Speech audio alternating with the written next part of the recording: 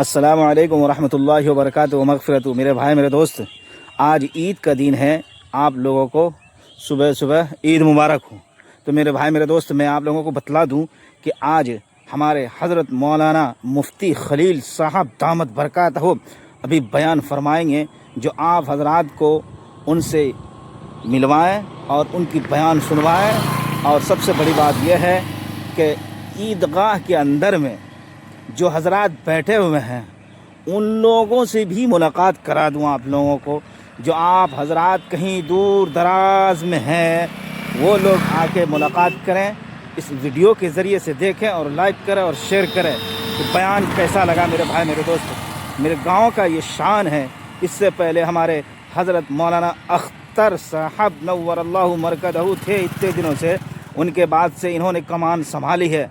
آئیے چلتے ہیں ہلکے ہلکے قدموں سے. اللہ اس کو غصے کی نظر سے دیکھتے ہیں، اور ایسے شخص کو شب قدر میں بھی اللہ معاف نہیں کرتے.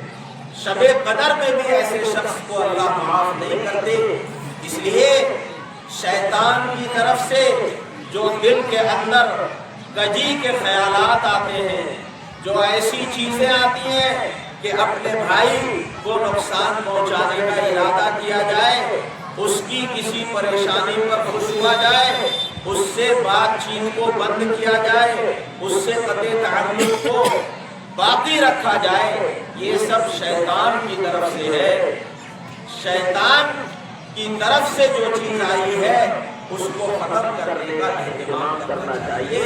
عید کا یہ بھی پیغام ہے، عید کا یہ بھی پیغام ہے کہ پہلے جتنی ناچاکیاں ہو گئی ہیں، ہم ان ساری چیزوں کو ختم کر کے ایک دوسرے سے ہم مصافحہ اور اپنے دل کو ملانے والے بن جائیں.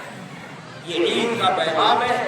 اگر کسی کا حق ہمارے ذمہ باقی ہے، شریعت کا حق ہمارے ذمہ باقی ہے، ہم ان چیزوں کو ادا کرنے والے بن جائیں.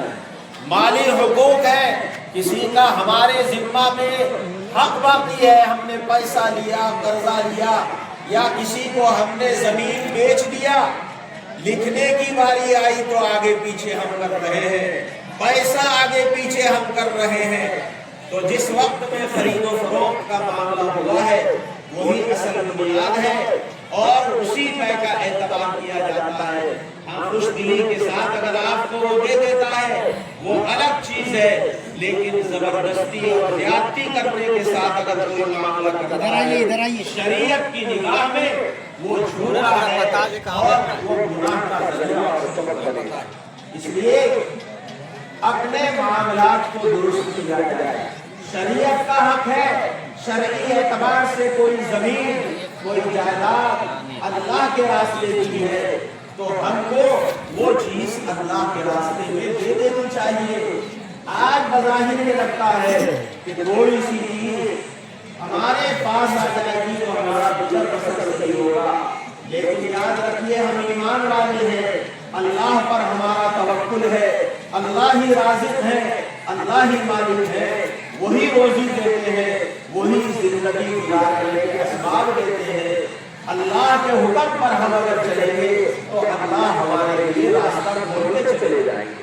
قرآن میں اللہ نے فرمایا وَمَن يَتَّقِ اللَّهَ يَجْعَلْ لَهُ مَخْرَجًا، جو تقوی اختیار کرے گا، جو اللہ کے حکم پر پیارے نبی محمد رسول اللہ صلی اللہ علیہ وسلم کے طریقے پر چلے گا، اللہ مشکل حالات میں بھی اس کے لیے راستہ کھول دے گا.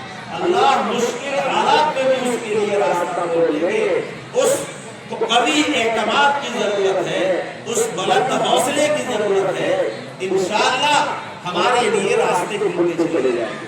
اس لیے کسی کا حق اگر ہمارے ذمہ ہے، دنیا سے جانے سے پہلے سارے حقوق کو ادا کرنے کی فکر کرنی چاہیے، تاکہ ہم پاک صاف اللہ کی بارگاہ میں حاضر ہوں. اس دن حاضر ہوں جس دن نہ تو روپیہ کام آئے گا، نہ پیسہ کام آئے گا، نہ کسی کی دوستی کام آئے گی. وہاں اپنا عمل کام آئے گا، جو ہم نے کیا وہی چیز آخرت میں نجات کا ذریعہ بنے. ہمیں اس کی فکر کرنی چاہیے اور یہاں سے یہ تہیہ کرنا چاہیے کہ ہم انشاءاللہ تعالی جس کا بھی جو حق ہمارے ذمہ میں ہے ہم انشاءاللہ اس کو ادا کرنے والے بنیں گے. کریں گے بھائی ہم انشاءاللہ. اللہ نے یہ عید کا موقع ہم کو عنایت فرمایا. یہ عیدگاہ